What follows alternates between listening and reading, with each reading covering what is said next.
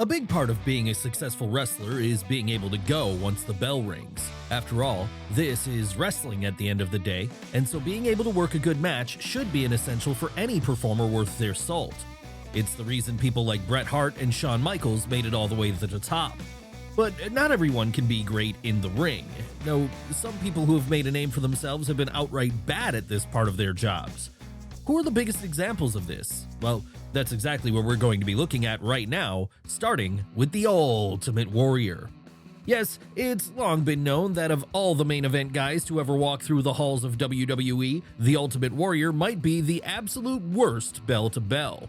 Sure, many fans would argue that this didn't matter as he was so over at the time, he canceled any such negatives out. After all, we were talking about one of the most popular characters of the time, someone who managed to become an absolute phenomenon in just a few short years and even briefly usurped Hulk Hogan as the top star of the WWF for a while. But while this was true, none of that changes the fact that when the bell rang, Jim Hellwig rarely delivered. No, his opponents often had to work miracles just to get a good match out of him. Really, it was only Macho Man Randy Savage who had what could be described as a truly good bout with the Warrior at WrestleMania 7. Outside of this, it was miss after miss for the Indiana native, and this was one of the reasons why his run with the WWF title in 1990 ended up being something of a flop, getting cut short after less than 1 year. That's right, here's a prime example reminding us that no matter how charismatic someone might be, and no matter how over their character might get, they still have to be able to know how to put a match together if they really want to stay at that top level. And that would cost him in the end, just as it would cost our next subject, one of the faces of the WWF's women's division during the Attitude Era, Sable. Now, it's hard to understate just how over Sable was back in the late 90s. Seriously, we were talking about someone who, with her Pamela Anderson-esque looks, was tailor-made for a time period where wrestling was about to explode in popularity with young men again. Such a big deal was she, in fact, there were points when the pops she got whenever she came through the curtain rivaled those given to the likes of Stone Cold Steve Austin and The Rock. But while Austin and The Rock could take those pops and keep them going once the bell rang, this was never exactly Rena Mero's forte. Needless to say then, this meant whenever she was asked to lace up her boots, it was pretty much always a disaster as she fumbled her way through the whole thing. Even more experienced workers like Luna Vachon or Jacqueline struggled to get anything out of the Jacksonville native. And that made for some pretty tough viewing experiences, as you can imagine. But it wasn't like this halted her momentum or anything. No, back then, fans were less interested in seeing her wrestle and more interested in just seeing her. And so her popularity maintained all the way up until she left the company in 1999. And when she went back there in 2003, well, she'd still be popular for her non-wrestling activities, though not as popular as she had been before. Yes, by the mid-2000s, the bloom had very much fallen off the rose with Sable. And so, this meant that if she wasn't going to be able to deliver in the ring, there was less reason for audiences to get behind her. But then maybe asking Rena Mero to transform into a great in-ring performer at this point was always going to be unrealistic, as not everyone can be a great wrestler. No, some find a role in the industry doing something else, like being an agent behind the scenes, working as an authority figure, or even sitting behind the commentary desk. Of course, when one of those commentators decides to hit the ring themselves, they open themselves up for criticism of their in-ring work, and that's exactly why our next subject is Michael Cole. That's right, Cole has hit the ring on more than a few occasions for WWE, and he may very well rank down at the bottom of the pile, maybe as the absolute worst of all. Come on now, we all saw the abomination of a match he gave us when he wrestled Jerry Lawler at WrestleMania 27. Yes, seeing Cole awkwardly fumble his way around the ring as he took on a senior citizen, all while sporting one of the worst physiques a wrestler has ever sported, and to make matters worse, once it was over, it would be the heel commentator who was standing tall as the victor, making this a doubly insulting bout to sit through. Of course, this wouldn't be the only time Michael Cole hit the ring for a match in WWE though. No, he'd do so a few other times too, most notably in a rematch from his WrestleMania bout with Lawler, a Kiss My Foot match a few months after his big singles debut. And as you imagine then, this one wasn't any better. No, it was arguably worse, with it being a true chore to watch as we were all watching a man who wasn't a wrestler try to wrestle on pay-per-view. Really, it would be like if an average guy off the street was asked to jump in the ring with no prior experience and deliver. It would be destined to fail, so we can't be too harsh on Cole here. That said, we can still admit that he did fail in the ring, a statement we're sure he'd agree with. But even if this is the case, he is currently undefeated at WrestleMania, putting him in a rare club and making him a step above our next entry, one of the worst to ever do it, Giant Gonzales. Now, it's easy to see why Vince McMahon thought he could make a star out of Giant Gonzales back during the early 90s. After all, while the Argentinian hadn't exactly lit the world on fire during his run in WCW as El Gigante, he certainly had an imposing presence, what with him standing at 7'7" tall and being legitimately the biggest wrestler to ever do it professionally. And as we all know, one of the things Vince McMahon loved was tall and imposing wrestlers, so much so that he often seemed to think if he had this, he could figure out the rest later. But as he'd soon learn, with Giant Gonzales there was no figuring out the rest because the Giant had little else to offer in the world of wrestling. No, partially as a result of the fact he was so big, doing something as simple as moving around was difficult for Jorge Gonzales, and this didn't exactly make him a natural athlete when it came to the squared circle. Still, he would try anyway, masking his limitations by focusing on his size instead, something which, at least for a little while, worked as he got into a feud with The Undertaker in 1993. Alas though, eventually this feud was going to have to lead to a match, and that match would be the infamous one at WrestleMania 9, the one widely regarded as the worst of the Dead Man's undefeated streak. Yes, even Mark Calloway couldn't do anything with Giant Gonzales. And so those watching from the parking lot of Caesar's Palace that afternoon were forced to sit through a true stinker, one which only got worse as each minute passed. And WWF would choose not to end things here, as still believing something could be done with the big man, the program would continue all the way until SummerSlam later that year. But when the second bout turned out to be arguably even worse than the first, the writing was on the wall, and that writing was saying there was no future in the WWF for Jorge Gonzales, even if he was a real-life giant. That's right, it takes someone bad to be so tall and still have Vince McMahon cut bait on you in less than a year. And after his WWF run came to an end, it would pretty much be the end of the road altogether for the Argentinian. As a couple of appearances in Japan aside, he'd hang up his boots for good in 1995. Needless to say then, this meant he wouldn't be around to mix it up with our next subject and create a singularity of bad wrestling.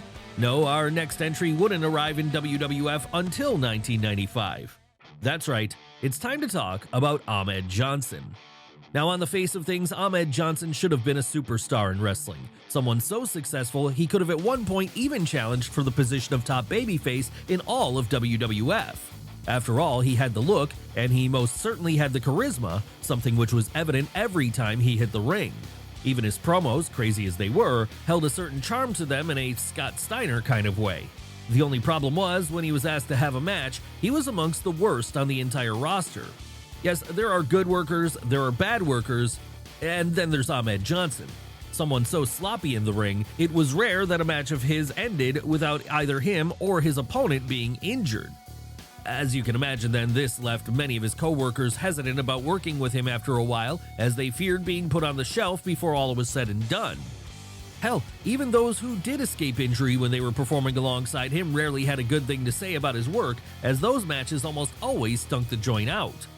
Still though, given how great a look he had, this didn't stop Vince McMahon from trying again and again with the Pearl River powerhouse throughout the mid-90s, constantly giving him opportunities.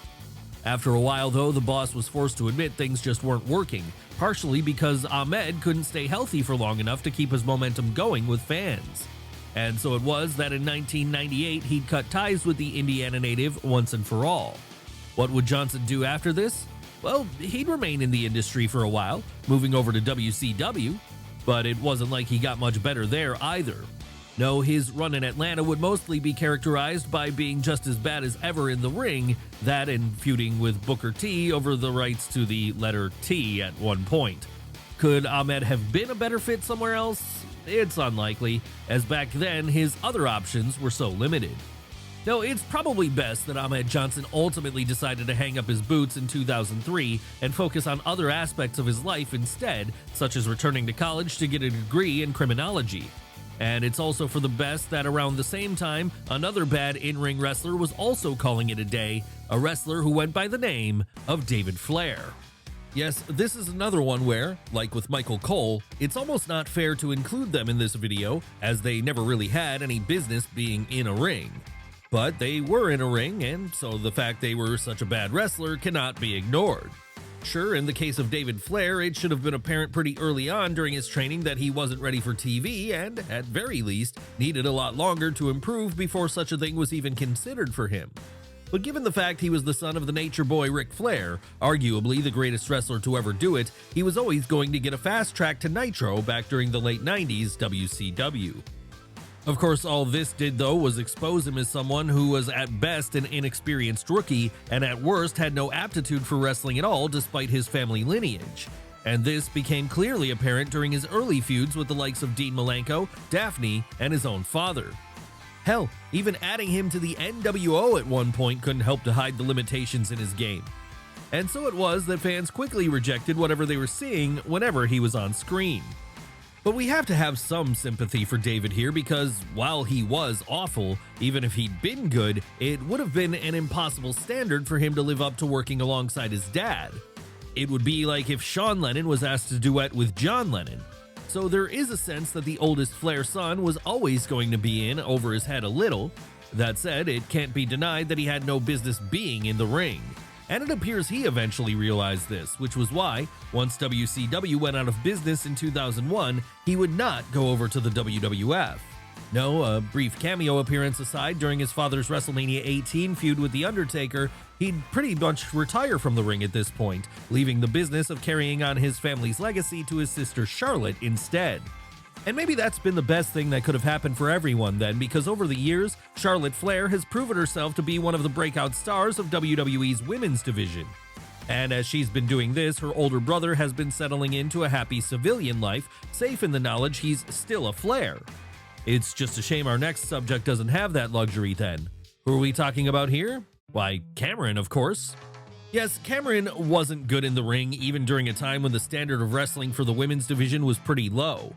Sure, she may have gotten over as a valet for a while, being one half of the Funkadactyls for Brodus Clay, aka the Funkasaurus, but even then she was quickly overshadowed by her partner in crime at the time, Naomi. And that meant when Tons of Funk eventually split up and she found herself going solo, it would be a struggle for her to maintain relevance in WWE. Of course, that's not to say she didn't try. No, whenever the Atlanta native got TV time as a solo act between 2014 and 2016, she'd give it everything she had. It's just that everything she had wasn't enough to see her rise up to the level of the other women on the roster at that point. Hell, so bad would things get, she'd at points become a meme and a representation of just how low things had gotten for the ladies during times like when she tried to pin Naomi, despite the fact that Naomi wasn't even on her back. As you can probably guess then, by the time 2016 came around and WWE's annual round of cuts were happening, Cameron's name would be one of those on the chopping block, as it was clear she just wasn't improving. And with this now being the point that the likes of Sasha Banks, Becky Lynch, and Charlotte Flair were rising to the forefront, it meant she stood out even more. Did she do anything after her time in WWE was finished? Not much. In fact, besides a one-shot appearance in AEW in 2020 and a brief return to WWE in 2022 to take part in the Women's Royal Rumble, we haven't seen her since. So this probably means we shouldn't be expecting a full-blown comeback anytime soon. Rather, if she does make any further appearances in WWE or anywhere else, it'll likely be cameo ones at best, perhaps even to stand by the side of her former partner Naomi once more. And who knows, maybe if this happens, she won't be the only woman of the past to reappear in this current Paul Levesque era of WWE. No, we could always see the return of Eva Marie again. Yes, few performers in her division have ever been as bad as she was once the bell rang. However, she was very successful in some respect, as back during the Divas era, she stood out even amongst all the other models, partially on account of her bright red hair. And while she was playing the role of a vapid heel who drew the ire of fans everywhere, it certainly worked well, as fans all around the world loved to boo her. But then again, much of this was because she was a prime example of everything they didn't want women's wrestling to be anymore in the 2010s. Unsurprisingly then, after stinking up the joint whenever she hit the main roster ring for a few years, the Walnut Creek native would be sent down to NXT for a while, where it was hoped her in-ring work would rise to the level of the other members of the Total Divas cast. But when that didn't happen, the writing was on the wall for Eva Marie, as by the time 2017 rolled around and the landscape of women's wrestling in WWE was very different, she'd be out of a job. What would she do after this? Well, she continued on with her outside work, all up until the point WWE decided they wanted to bring her back into the fold in 2021. Obviously, though, this time things were different, right? Well, not quite, because rather than rising up to the level of the new ladies division, Eva Marie stood out like even more of a sore thumb here. And that's why she was rarely even booked to hit the ring. No, for the most part, this second run would see her play the role of a mouthpiece to Doudrop as the pair feuded with a spooky Alexa Bliss for a while. So when it came time for more cuts to happen later that year, it surprised few fans that Eva Marie would be one of the people who'd be gone. Even then, though, we may get another moment where WWE brings her back for one more run, all in the hopes that this time it'll work out. One person we don't expect to ever see the game bring back, though, would be our next subject, Brackus. Who was Brackus? Well, he was a fairly obscure wrestler, but the reason it's so obscure is because during his time with WWE between 1996 and 1998, this German-born star managed to make no impact. Of course, this is surprising given how great his look was. Yes, as a competitor in both the Mr. Olympia contest and the Arnold Classic between 1991 and 1994, Akeem Albright was one of the more successful bodybuilders out there. So you'd think that with the physique this gave him, he'd be a shoo-in for success with Vince McMahon. Hell, it was his physique which got him a job in the first place, as when the boss first laid eyes upon him in 1996, he knew he had to have him on his roster. And from there, the plan became to build the man now known as Brackus up to be a major threat in the singles division, all en route to getting a shot at the WWF title. The only problem with this, however, was that the big man never quite got skilled at wrestling. And this would be clearly apparent in all of his matches. And that was why by the time 1997 rolled around, he'd be shipped down to ECW for a little while in order to work for Paul Heyman, where it was hoped that Paul would be able to figure out something by doing what he did best, accentuating the positives and hiding the negatives. Would this work? Well, no. Sadly, Brackus' time in Philadelphia would also be a bit of a bust, and that meant when he eventually returned to WWF in 1998, he'd be just as bad as ever. So bad that even Vince McMahon couldn't give any serious consideration to putting him in a high-level spot anymore against an opponent like Steve Austin, The Rock, or The Undertaker. And after this, he parted ways with the WWF once and for all. But at least he can rest easy knowing he wasn't the only bad in-ring performer of this time period. No, right there alongside him in the mid to late 90s WWF mid-card scene was our next subject, Mabel. Now, you might be more familiar with Mabel under his other gimmick names, Viscera or Big Daddy V. But for the purposes of this entry, we've chosen to refer to him by the moniker he had when he first joined the WWF roster back in 1993. And that's because, while Nelson Frazier was not a good wrestler in any of these guises, his worst work was probably saved for the time he was supposed to be the new breakout heel act of the new generation era. Of course, he didn't start off as a heel though. No, during his first couple of years in the WWF, Mabel was part of a babyface tag team alongside Mo, one known as Men on a Mission. And this team actually had a fair amount of success, with them at one point becoming WWF Tag Team Champions together.